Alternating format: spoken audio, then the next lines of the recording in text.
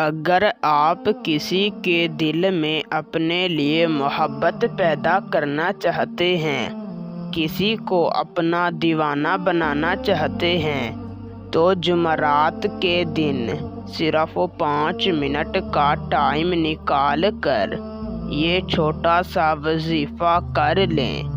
میں 100% گارنٹی کے ساتھ کہتا ہوں، آپ یہ وظیفہ جس شخص کے لیے بھی کریں گے، وظیفہ کرتے ہی وہ آپ کی محبت میں تڑپ اٹھے گا۔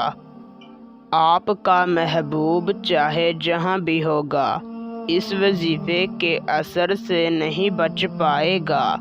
وہ خود آپ سے رابطہ کرے گا، آپ کو کالیں کرے گا اور ہمیشہ کے لیے آپ کا دیوانہ ہو جائے گا۔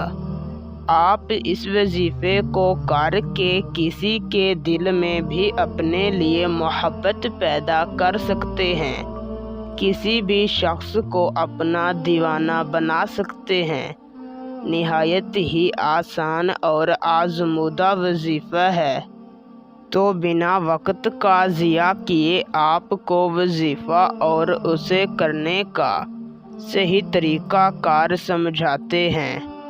اس سے پہلے اگر آپ اس وظیفے کی اجازت مجھ سے لینا چاہتے ہیں تو میری اس ویڈیو کو شروع سے لے کر آخر تک دیکھیں اور ہمارے چینل کو سبسکرائب کر دیں۔ آپ کو میری طرف سے وظیفے کی اجازت ہوگی۔